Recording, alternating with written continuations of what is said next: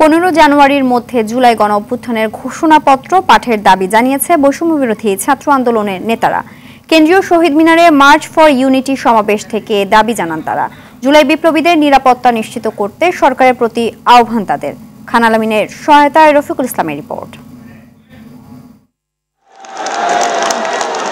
জুলাই ঘোষণাপত্রের পরিবর্তে বৈষম্যবিরোধী ছাত্র আন্দোলনের মার্চ ফর ইউনিটি কর্মসূচিতে যোগ দিতে মঙ্গলবার ভোর থেকেই কেন্দ্রীয় শহীদ মিনারে আসতে থাকেন ছাত্র জনতা।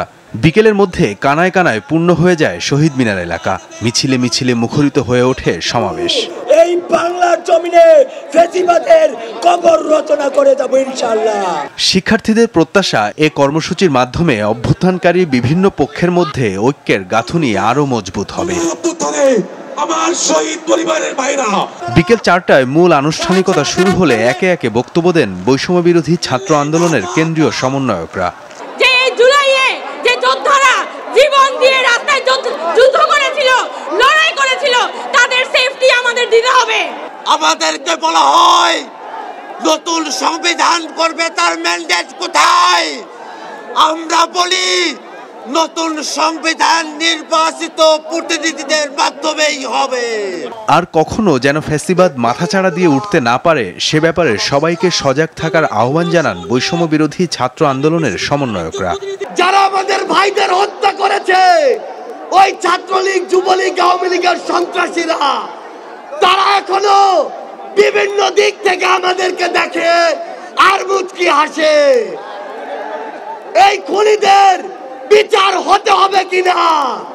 অন্তর্বর্তীকালীন সরকার এখনো যেই জায়গায় আটকে আছে, আমাদের সিন্ডিকেট গুলো ভাঙতে হবে।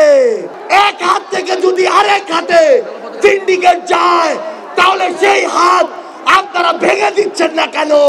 আমাদের জুলাই গণঅভ্যুত্থানের ঘোষণাপত্র 15 জানুয়ারির মধ্যে আমাদের 15 জানুয়ারির মধ্যে জারি করতে হবে।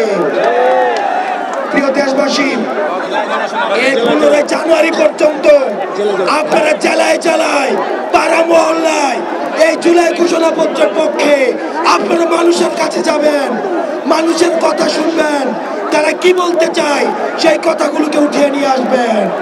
রাষ্ট্রীয় পর্যায় থেকে জাতীয় ঐক্যের ভিত্তিতে জুলাই ঘোষণাপত্র প্রণয়নের যে উদ্যোগ নেয়ার কথা বলা হয়েছে, তাকে সাধুবাদ জানান অভ্যুত্থানকারী শিক্ষার্থীরা। রফিকুল ইসলাম, RTV, ঢাকা।